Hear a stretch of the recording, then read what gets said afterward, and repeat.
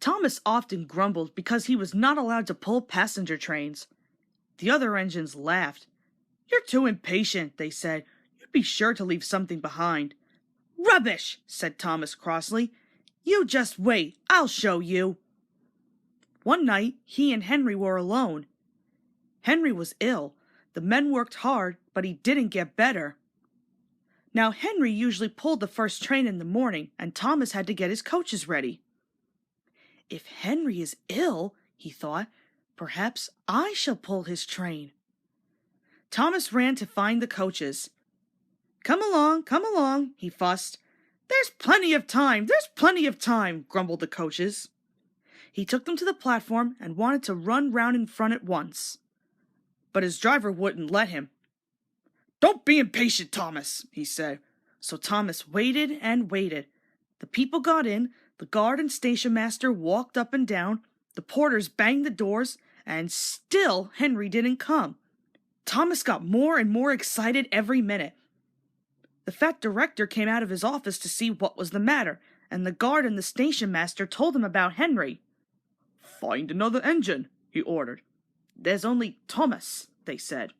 "You'll have to do it then, Thomas. Be quick now." So Thomas ran round to the front and backed down on the coaches ready to start. "Don't be impatient," said his driver. "Wait till everything is ready."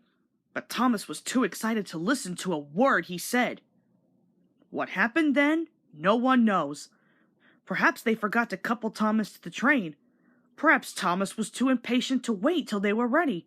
Or perhaps his driver pulled the lever by mistake. Anyhow, Thomas started. People shouted and waved at him, but he didn't stop. "They're waving because I'm such a splendid engine," he thought importantly. "Henry says it's hard to pull trains, but I think it's easy. Hurry, hurry, hurry," he puffed, pretending to be like Gordon. As he passed the first signal box, he saw the men leaning out, waving and shouting. "They're pleased to see me," he thought. "They've never seen me pulling a train before. It's nice of them to wave," and he whistled. "Thank you," and hurried on. But he came to a signal at danger. "Bother," he thought. "I must stop, and I was going so nicely too. What a nuisance signals are!" And he blew an angry on his whistle.